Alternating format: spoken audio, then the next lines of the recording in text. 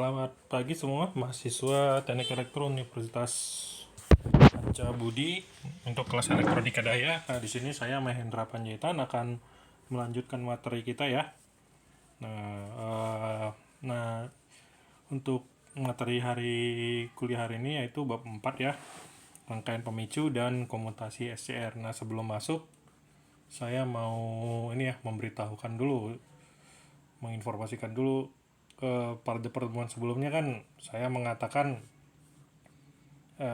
penyearah tiga fasa itu belum ini ya, saya belum ketemu ya contohnya ya. Ternyata ada ya, ternyata namanya rectifier tiga fasa.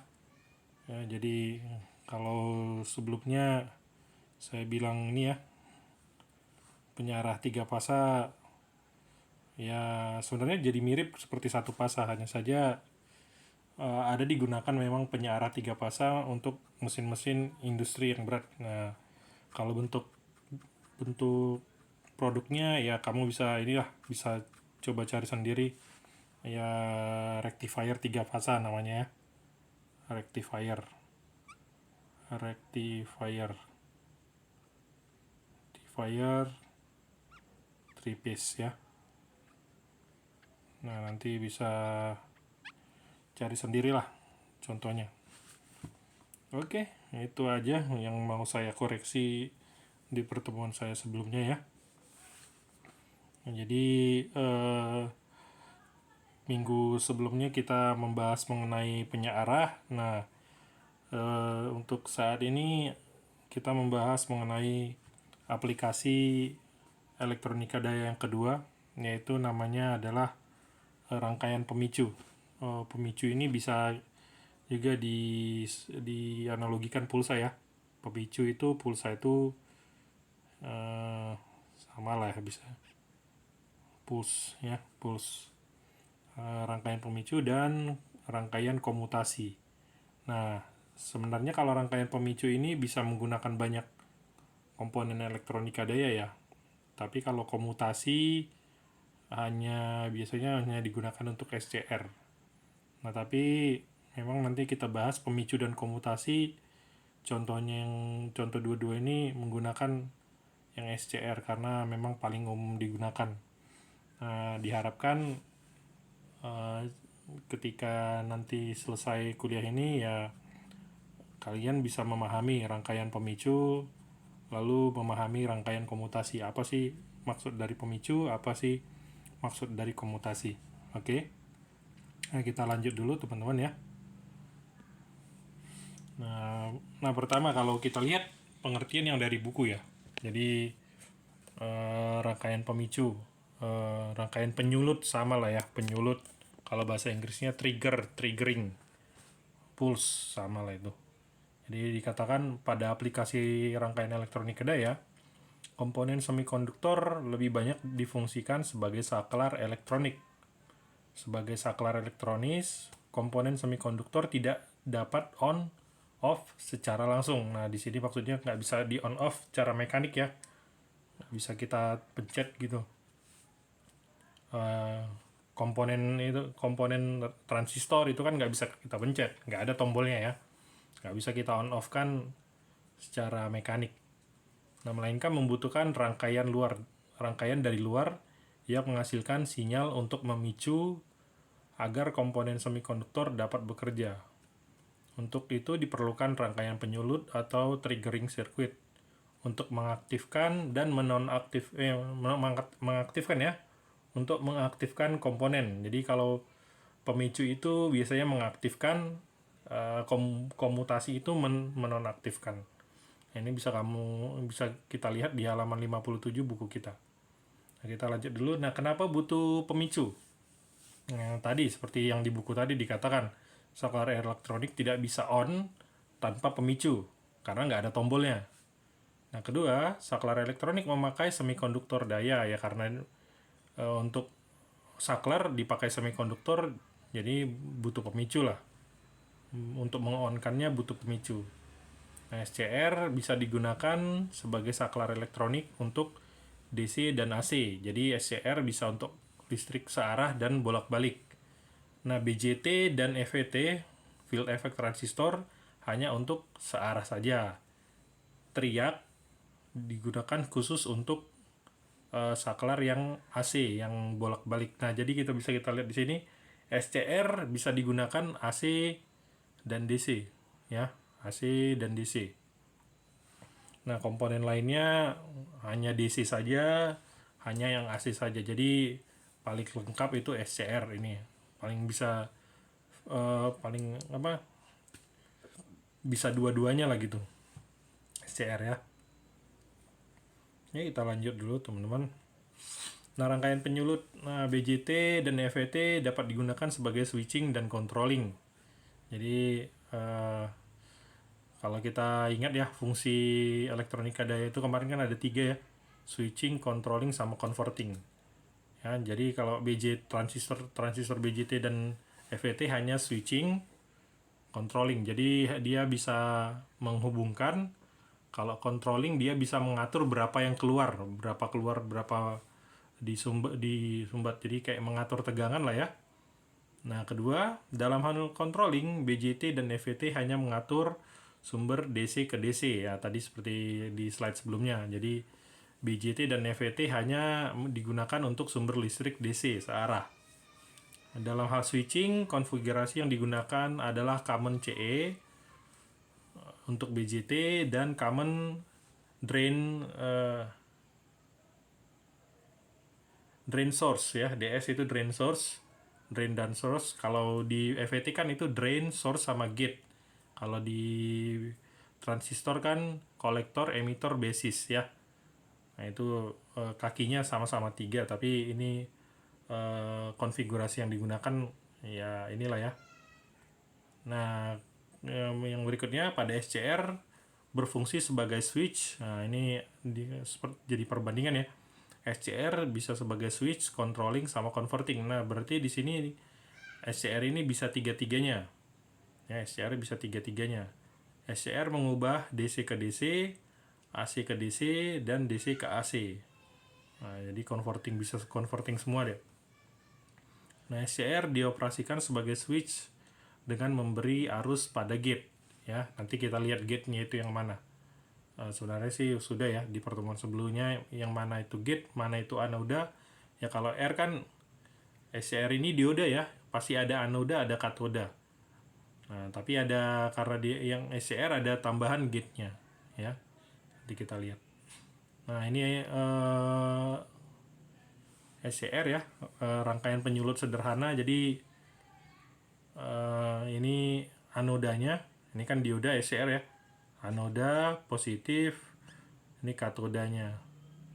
Ini katoda. Ini positif ya, katoda negatif. Nah, ini gate-nya. Ini gate. Jadi di gate ada arus gate IGT dan VGT. Ya, jadi ada tegangan yang masuknya. Nah, ini rangkaian SCR sederhana. Jadi harus ada arus gate sebagai pemicunya, arus gate sama tegangan gate ya. Jadi anoda katodanya itu jadi positif negatifnya. Nah, itu untuk rangkaiannya. Coba kita lihat karakteristiknya di sini teman-teman ya. Jadi kalau kita lihat di sini ada tulisan-tulisan. Nah, kamu bisa meneliti lebih dalam, melihat lebih dalam ya. Tapi kalau saya jelaskan sederhananya seperti ini. Jadi di sini ada minimum gate, ada arus minimum supaya ini aktif. Jadi kalau arus yang masuk lebih kecil dari minimum kurangnya ini nggak akan terhubung ya. Ini nggak akan terhubung. Nah, ini nggak akan tertutup rangkaiannya. Maksudnya nggak dari anoda ke katoda itu nggak mengalir listriknya. Kalau di bawah ini ya, di bawah arus minimum. Nah, kalau lewat arus gate-nya IG, berarti maksimum ya, IG maksimum, dioda SCR-nya rusak ya, rusak, break. Nah, sama juga seperti tegangannya V-nya. V-nya yang vertikal ya. Ada VGT minimum. Jadi kalau VGT-nya di bawah ini nilainya di bawah VGT, dia akan tidak akan memicu, jadi arusnya nggak mengalir. Nah, sama juga kalau dia kelebihan, ini SCR-nya rusak. Nah, jadi optimalnya di mana? Tentu di sini ya. Ada area of certain varying ya. Nah, di sini area arus dan tegangannya dia bisa untuk memicu SCR supaya mengalirkan arus dari anoda ke katodanya ya, di sini. Di sini ya. Jadi tegangannya harus berada di area ini. Oke. Nah, itu sederhananya ya. Itu sederhananya. Jadi karena ini nggak ideal, jadi memang garisnya melengkung ya. Ya, tidak ideal berupa garis lurus karena kan ada sifat bahannya tadi. Cuman sederhananya harus di area of certain firingnya ini supaya SCR-nya ini bekerja. Nah, berikutnya, di sini bisa kita lihat ya, SCR bentuknya itu seperti apa. Jadi ada kakinya, anoda ya.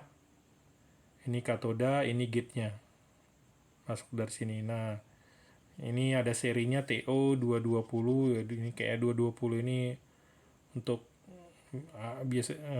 biasanya digunakan untuk AC ini ya. 220 biasanya ya tegangan ya mungkin ya, AB. Nah, di sini ada ininya, ada speknya. Nah, jadi kalau kamu masukkan serinya TO220AB ini akan keluar spek-speknya, berapa I minimumnya, berapa V minimumnya ya. Nah, karena yang krusial biasanya I minimum dan V minimum. I minimum sama V minimum. Nah, kalau I max sama V max biasanya kan jarang ya bisa tercapai itu. Biasanya ini I minimum sama V minimum. Di sini ada arus kerjanya juga. Oke, jadi seperti ini kalau misalkan kamu mencari spek dari SCR-nya. Nah, kan SCR bisa digunakan untuk memicu, penyulut ya. Pemicu, menyulut, triggering itu sama ya. Nah, ada cara cara memicunya ini ada beberapa cara ya, rekan-rekan ya. Nah, kalau ditinjau dari pembentukan tegangan, ada menggunakan komponen pasif, resistor, kapasitor, menggunakan elektromagnetik, pakai trafo. Nah, menggunakan optocoupler. Nah, optocoupler ini apa? Nanti bisa kamu carilah ya. Maksudnya apa? Ini kalau nggak salah opto itu ya kan seperti cahaya lah ya, namanya opto ya. Nah, yang lebih mau kita bahas itu yang ini ya, teman-teman, berdasarkan jenis rangkaiannya. Ini kan pembentukan tegangan. Nah, ini berdasarkan jenis rangkaiannya. Namanya ya kita harus tahu dong rangkaiannya bagaimana. Ini kan namanya elektronika ya. Susunan rangkaiannya itu bagaimana. Apa aja di dalamnya. Jadi di sini ada 4 ya. Ada 4 berdasarkan jenis rangkaiannya, teknik membuat rangkaian penyulut ya. Bisa kita buat seperti ini. Yang pertama, rangkaian penyulut resistansi. Jadi kalau di bahasa Inggrisnya air firing. Air firing. Lalu rangkaian penyulut resistansi capacity ya, berarti pakai resistor sama kapasitor. RC firing. Nah, lalu rangkaian penyulut pakai trafo ya. Nih ya. Ada pakai trafo. Yang keempat pakai IC ya, pulse width modulation ya, pakai IC, pakai ya kamu tau lah IC ya. Oke, nah coba kita lihat satu-satu ya teman-teman ya, maksudnya apa. Nah, di sini rangkaian penyulut ini salah ya, bukan RC firing ya, air firing ya. Oke, ini kita coret dulu. Ini salah ketik nih saya nih. Nah, ini masalahnya nggak di buku nggak ada dijelaskan detail ya. Ini apa ya, rangkaian penyulut yang air firing nih. Nah, ini rangkaian penyulut yang paling sederhana ya teman-teman. Ya karena dia hanya menggunakan resistor. Resistor tetap dan resistor variabel lah gitu ya. Ya pokoknya digunakan semua resistor. Nah, coba kita lihat ya di sini ya. Nah, untuk bentuk rangkaiannya, ini ya. Jadi ini ada sumber tegangan ya, ada bebannya. Nah, ini ada SCR-nya. Nah, di sini ada resistor, di sini ada dioda supaya masuk ke gate ya, biar jangan arusnya itu ke arah ini ya, kanan, tapi dari sini masuk ke gate. Karena kan ini bolak-balik, nanti kan bolak-balik ininya. Ini ada resistor variabel, ini ada Rmin ya, Rmin. Nah, bentar kita lihat dulu. Nah, jadi penjelasannya di sini ya. Jadi kalau kita lihat gambar, nah ya, ini lebih besar ya. Jadi kalau kita lihat tadi ya di slide sebelumnya, jadi kan mesti ada ini I-nya itu harus di atas nilai tertentu, VG-nya juga harus di atas nilai tertentu ya. Nah, jadi ini kan sinusoidal ya. Ini kan sinusoidal. Jadi dia harus nanti kan pasti karena sinusoidal dia berubah, nanti kan dapat ya, dia kan berubah nanti mencapai nilai tertentu ya. Nah, jadi kalau kita lihat di sini rangkaiannya, ini di sini kan pasti ada tegangan, di sini ada tegangan. Nah, jadi R minimumnya ini digunakan disyaratkan harus lebih besar dari ini, lebih besar dari Emax sama IG max-nya. Nah, kalau RV-nya, ya ini kan bisa diubah-ubah nilainya ya. Bisa diubah-ubah nilainya. Nah, ini RB-nya ini, nah kalau kita lihat ini disusun seri, jadi seperti pembagi tegangan jadinya ya. Pembagi tegangan. Nah, misalkan inilah, nilainya ini kecil ya. Nih, misalkan nilainya ini kecil, tentu kan arusnya besar ya. Tentu kan di sini, ini kan melewati sini arusnya jadi besar ya. Nah, jadi makanya perlu ada R minimumnya ya. Karena kalau dia lewat dari IG max-nya ya kan, kalau dia lewat dari IG max-nya, kalau IG max-nya itu lewat, tentu kan tadi SCR-nya rusak. Makanya harus ada R minimum di sini. Ada R minimum. Jadi ini bisa kita katakan R minimum ini sebagai proteksi kan, sebagai proteksi supaya I-nya ini jangan lebih besar dari IG max-nya tadi seperti yang di sini. Supaya jangan lebih besar dari ini ya, dari IG max-nya ini. Nah, dari sini. Jadi bisa kita katakan R min itu bisa sebagai proteksi ya. Nah, sama juga seperti ini RB-nya. Nah, RB-nya ini bisa kita katakan untuk melindungi supaya penstabil tegangan lah ya. Penstabil tegangan. Nah, ini kan karena RV ini kan bisa kita set dari 0 sampai misalkan 100.000 ya. Makanya kalau ini 0, ini kan dijumlahkan. Nah, R-nya harus ini ya. R-nya harus lebih besar dari ini. Emax dibagi Imax-nya. Karena kalau R-nya ini kecil, ya Imax-nya kan jadi E per R. Jadi Imax-nya itu kan bisa kelewatan kan.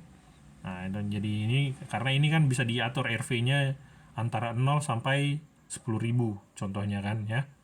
Jadi mesti ada R-nya ini untuk memproteksi ya, supaya Imax-nya ini enggak ini. Nah, ini bisa kita katakan persamaan pertama lah ya, persamaan pertama. Nah, ini kan ada persamaan karena lihat dari kurva tadi kan, Imax-nya ini harus lebih besar dari ini. Nah, mereka kalau dijelaskan itu ini dikatakan persamaan. Nah, ini persamaan keduanya. Nah, ini persamaan ya, teman-teman ya. Nah, bisa kita katakan ini persamaan aja. Jadi ini 1, ini 2. Nah, dengan mensubstitusi kedua ini, nah kita dapatlah persamaan akhirnya itu seperti ini, teman-teman. Nah, jadi hasil akhirnya inilah. Kita bisa menghitung IG minimum kali RV sama Rmin tambah VP-nya, VP tambah V gain-nya, V yang masuk di sini. Berarti dia V yang di sini, V yang di sini tambah ini. Nah, coba kita lihat teman-teman kurva yang ini. Ini kan kurva misalkan gelombangnya sinusoidal ya. Sinusoidal. Nah, ini sinusoidal. Ini ya, sinusoidal. Misalkan E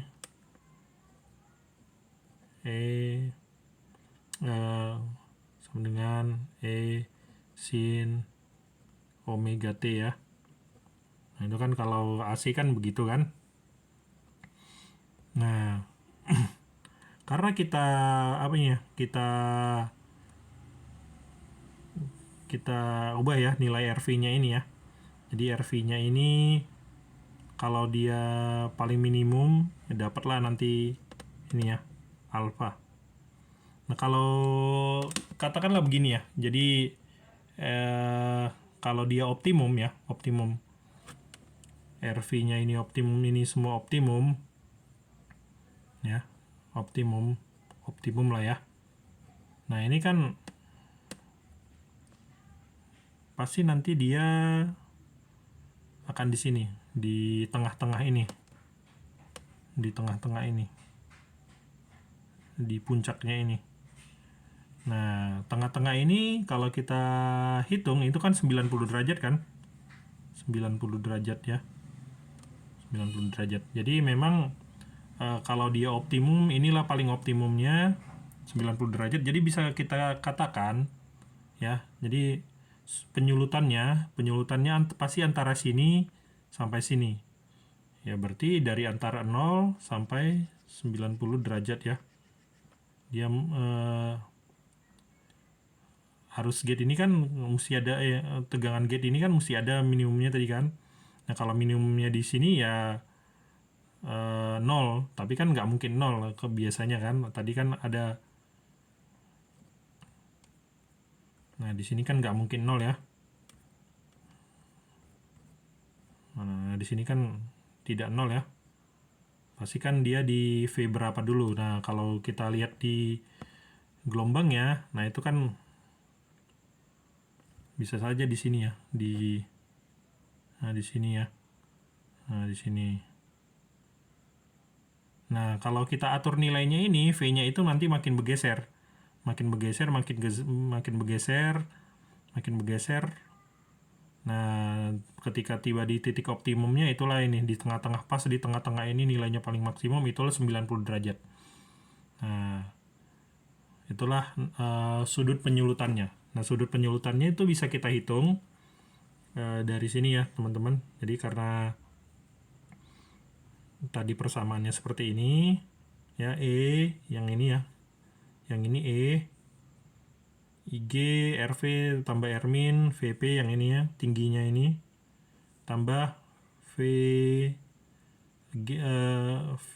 VG yang minimumnya. Nah, kita bisa hitung sudut penyulutannya dari kebalikan sinus VP ini ya, bukan VD ya, sorry. Ini di sini VP per E. Nah, coba kita lihat contohnya teman-teman ya. Jadi di sini ada sebuah contoh dan sebuah rangkaian pemicu jenis resistansi.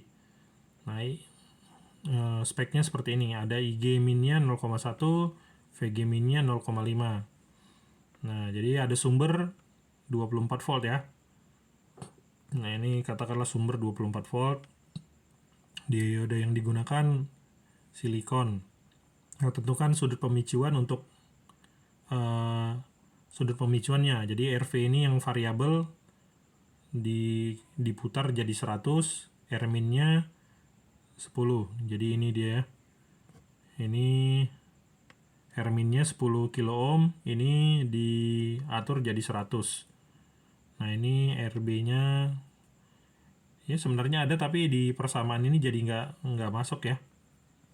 Jadi di RB ini sebenarnya jadi nggak masuk ketika dieliminasi ini. Jadi anggap aja nggak berpengaruh ya RB-nya ya. Nah, coba kita hitung dari rumus ini teman-teman ya. Jadi E sama dengan IG min RV tambah R min VD VP-nya tambah V gate yang minimum. Jadi kalau kita lihat persamaan, E-nya berapa? 24. Arus minimumnya berapa? 0,1. Nah, yang V variabelnya berapa? Tahanan variabelnya 100 kilo ya. Tambah tahanan ininya 110 VD tambah 0,5. Nah, ini kalau kita jumlahkan VD-nya itu nanti dapat hasilnya 12,5. Nah, jadi sudut penyulutannya alfanya ya. Jadi kebalikan sinus dari 12,5 per 24. Nah, kalau sinus setengah itu kan 30 derajat ya. Nah, pasti ingat kan sinus 30 derajat. Pasti udah biasa lah ya. 30 itu setengah. Nah, kalau 30 ini kan hampir 30 ya, mendekati 30. Jadi kalau kita hitung itu 30,6 derajat. Nah, itu jawabannya ya. Oke, kita lanjut. Nah, ini untuk rangkaian pemicu yang air firing. Jadi ketika disuruh desain suatu rangkaian pemicu untuk SCR. Nah, ini desainnya. Jadi kalau untuk sederhana ya, kita hanya butuh resistor. Nah, jadi karena sederhana tentu harganya jadi murah untuk pembuatan biayanya. Nah, itu kelebihannya. Nah, kelemahannya apa? Ya pemicunya hanya dari 0 sampai 90 aja. Nah, kita lihat pemicunya ini kan. Nah, dengan pemicunya ini kan gelombangnya jadi ini kan, jadi terpotong ke sini kan. Nah, kalau seperti ini kita bisa gunakan untuk mengatur suatu kecepatan dari panjang gelombangnya ini. Jadi kalau gelombangnya penuh ya kecepatannya penuh, kalau dia gelombangnya kita potong kecepatannya tentu berkurang kan. Nah, apakah bisa aja mengatur yang lainnya, mengatur yang lainnya jika mengatur sesuatu yang bisa kita atur lah dengan panjang gelombangnya ini, besar gelombangnya ini. Ya, bisa kecepatan, bisa terang ya, bisa cahaya. Nah, itu contoh-contohnya ya. Nah, tapi yang umum saya lihat sih mengatur kecepatan. Nah, ini yang untuk air firingnya, penyulut yang resistansi ya. Nah, untuk berikutnya ialah penyulut resistansi kapasitansi. Nah, di sini perbedaannya tentu dia pakai tambahan ya. Tadi kan hanya resistor semua. Nah, dia pakai tambahan ada kapasitor. Nah, kelebihannya jadi dia bisa memicu dia bisa memicu dari 0 sampai 180 derajat. Ini bisa memanipulasi dari 0 sampai 80. Dioda supaya searahnya ini ya. Arahnya sesuai yang kita mau ya. Kalau dioda kan itu D1 dan D2 ditempatkan supaya arahnya sesuai yang kita mau. Nah, ini ada penjelasan rumusnya ya. Kalau perlu ya kalian lihat ya. Kita yang detail yang itu aja tadi, yang air firing.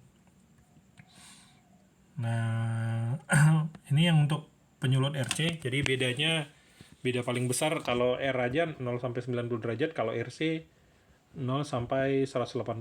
Jadi lebih baik sudut penyulutannya bisa kita tingkatkan ya. Itu bedanya. Nah, lalu ada rangkaian trafo pulsa. Jadi ini adalah rangkaian penyulut yang berikutnya menggunakan trafo. Berarti kalau menggunakan trafo belitan tentu menggunakan sifat elektromagnetik ya. Sifat elektromagnetik. Tapi ini kurang umum digunakan. Nah, yang paling banyak digunakan adalah penyulutan dengan IC. Nah, kalau dengan IC ini kelebihannya tentu lebih baik dan lebih efisien. Kenapa? Karena bentuk gelombangnya bisa kita sangat banyak pilihannya. Sangat banyak pilihannya. Nah, contoh sederhananya mungkin teman-teman dulu di SMP atau SMA pernah pernah buat rangkaian flip-flop ya, yang lampu. Saya rasa pernah buat rangkaian flip-flop yang kalau rangkaian sederhananya kan ada ini lampu di 4 ujung-ujungnya kan. Nah, mungkin teman-teman ingat IC yang digunakan di situ ya. Pasti tahu lah IC 555, timer 555. Timer 555. Jadi ini timer 555 ini bisa menghasilkan gelombang kotak-kotak apa? Kalau gambar gelombang itu kotak-kotak dia ya. Namanya juga timer ya. Nah, dengan menggunakan IC itu kita ini bisa digunakan juga sebenarnya ke rangkaian penyulutan, walaupun ini sangat sederhana ya. Nah, bisa menggunakan IC 555 tapi ada IC yang lain. Saya kalau di buku itu antara TCA apa gitu, nanti kita lihat ya. Bisa kamu lihat yang di buku pakai IC apa. Tapi bisa pakai 55, tentu karena dia PWM hasilnya lebih baik dan efisien. Karena kan IC itu rangkaiannya sudah lebih complicated ya. Complicated di dalam itu. Ya kalau ini kan kita pakai rangkaian pasif semua. Untuk menyulutnya pakai pasif R dan C, apalagi R ya udah fix. Udah fix. Cuman kelebihannya kan kalau R ini ya tentu lebih murah ya, lebih murah dan tentu lebih tahan lama kan, lebih tahan lama karena dia rangkaiannya lebih sederhana. Kalau makin rumit kan makin banyak berinteraksi, jadi makin banyak yang bisa rusak gitu. Kalau ini kan enggak. Oke, itu untuk rangkaian penyulut ya. Jadi untuk rangkaian penyulut intinya sih menghasilkan ini ya, menghasilkan pulse apa, men-trigger lah, trigger penyulut pemicu sama ya. Jadi ada 4 ya, pemicu R, RC, trafo pulsa, lalu pakai IC. Nah, kalau pakai IC kan kita nggak bisa lagi menghitung-hitungnya ya, karena kan sudah di dalam itu banyak ininya, banyak transistornya.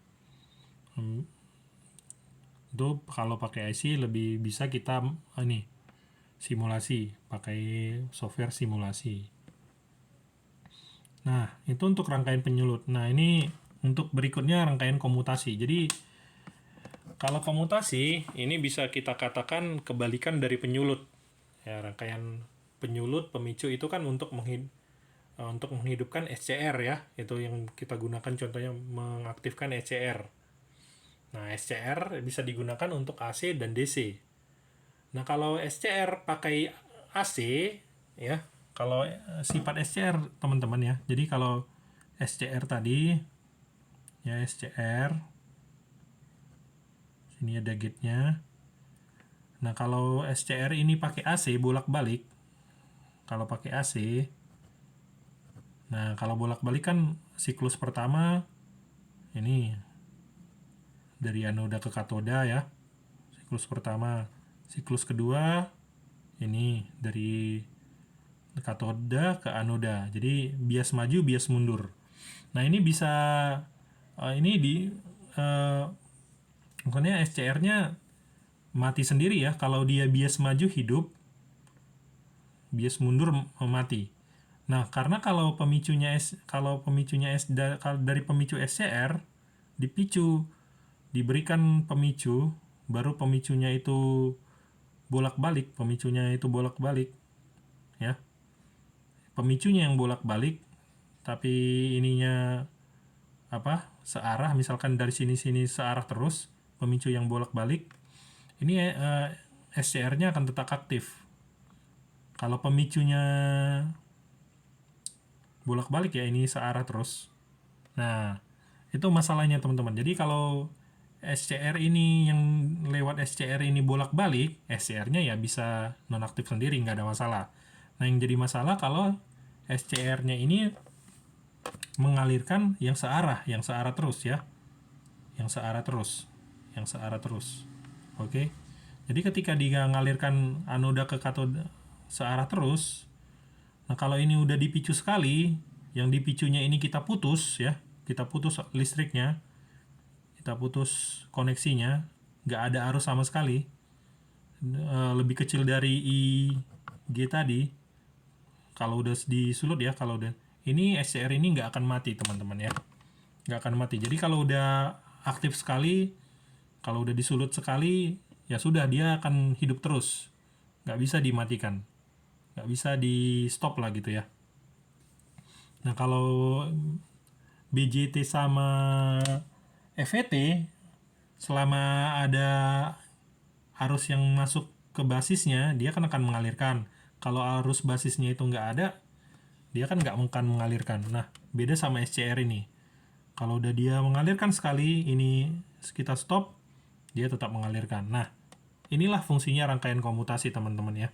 Jadi, karena SCR ini nggak bisa di stop secara halus lah dikatakan. Jadi, dibuatlah suatu rangkaian komutasi untuk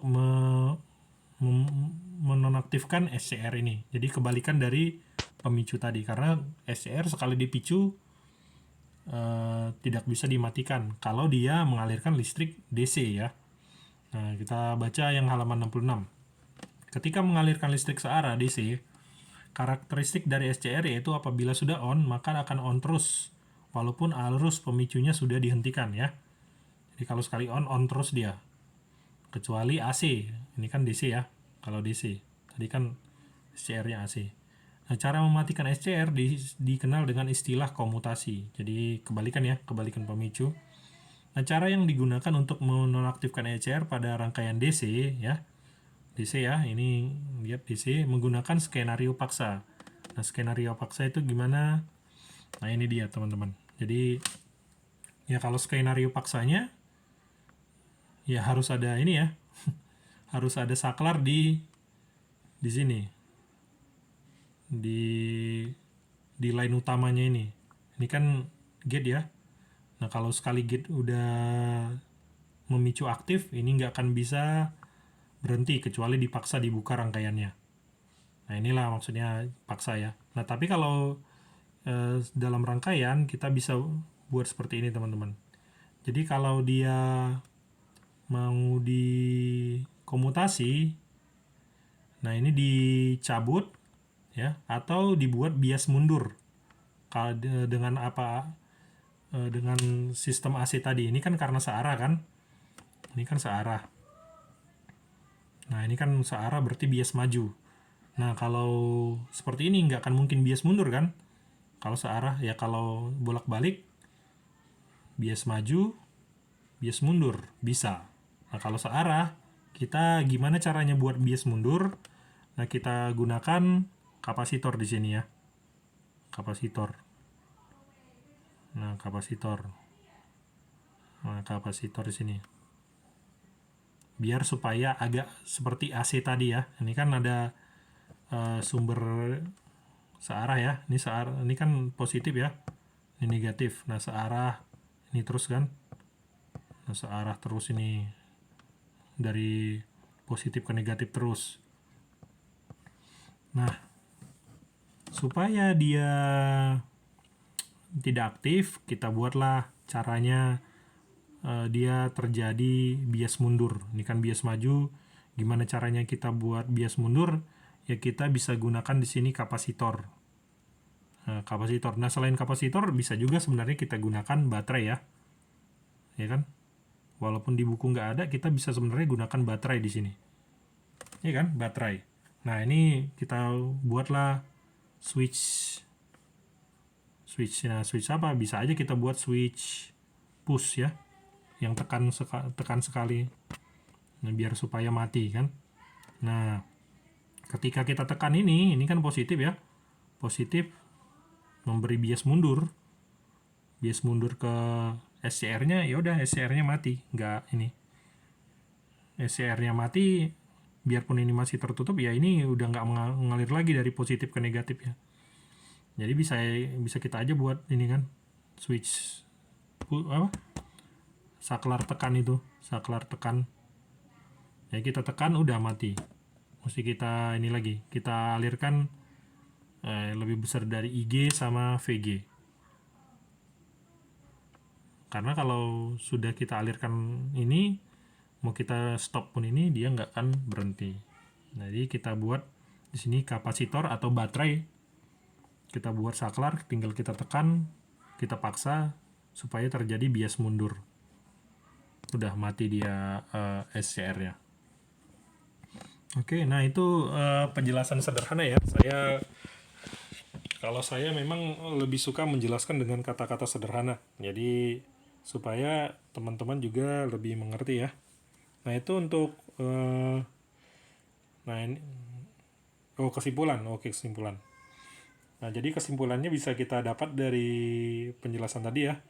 SCR bisa digunakan untuk controlling, converting, switching. Ya, oke. SCR bisa digunakan untuk listrik AC dan DC ya. Nah, rangkaian komutasi hanya digunakan untuk menghentikan koneksi SCR di rangkaian DC, di sumber arus DC. Nah, sampai di sini ya kuliah kita. Jadi jika teman-teman punya pertanyaan, silahkan berikan di grup ya, boleh berupa teks atau berupa voice note juga nggak apa-apa. Oke, nah kalau begitu kita tutup kuliah kita bertemu di pertemuan berikutnya. Selamat pagi teman-teman.